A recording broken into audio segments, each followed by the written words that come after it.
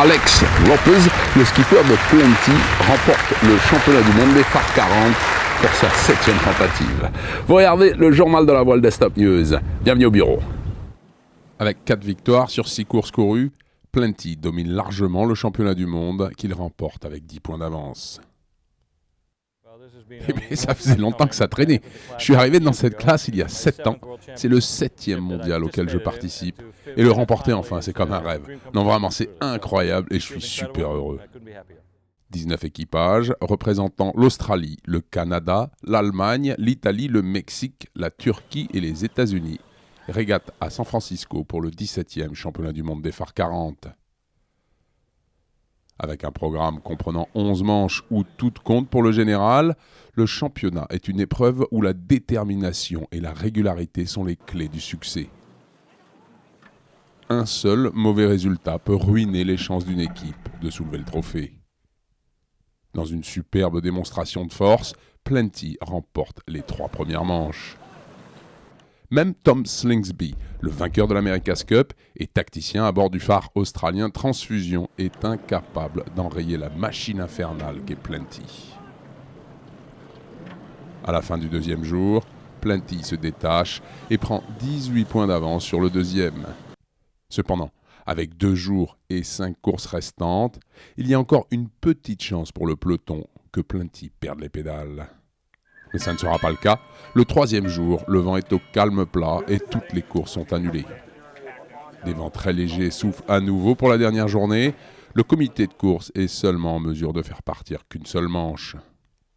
Tous les espoirs des rivaux de Plenty s'écroulent et Alex Ropers est assuré de son triomphe au championnat du monde 2014.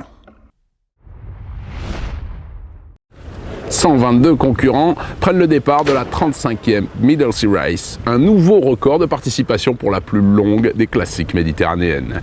Vous regardez le journal de la voile des Stop News. Bienvenue au bureau.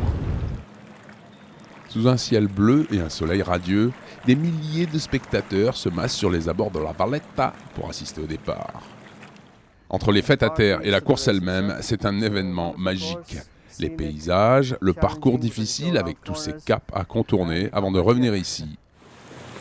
Avec un départ et une arrivée à Malte, la Middle Sea Race se déroule au cœur de la Méditerranée, sur l'un des plus beaux parcours du monde. La Rolex Middle Sea Race est certainement la course à la voile la plus excitante en Méditerranée, une des plus difficiles et des plus prestigieuses. Au départ de Malte, les 5 flottes, représentant 24 nations, prennent le départ des 600 000 de course juste en face du bastion de la Valletta, construit au XVIe siècle.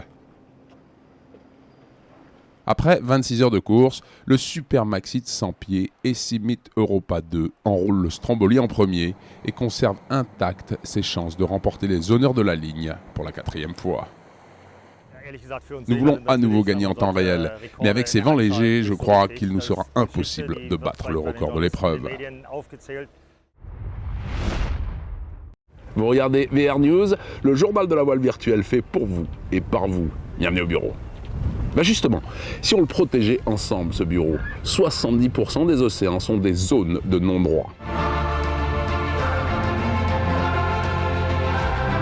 Présidée par Yann Arthus-Bertrand, une des actions phares de la Fondation Good Planet est la sensibilisation du grand public à la préservation des océans.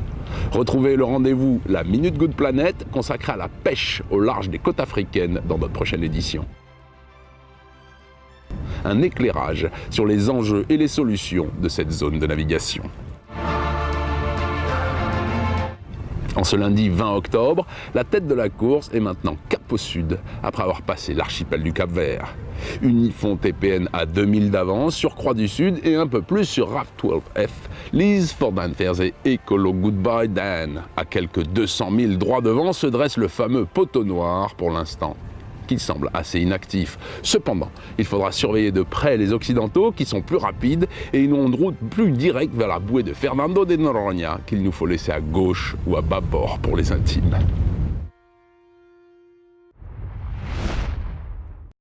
Rendez-vous la semaine prochaine, même heure, même endroit. D'ici là, au revoir et bon vin.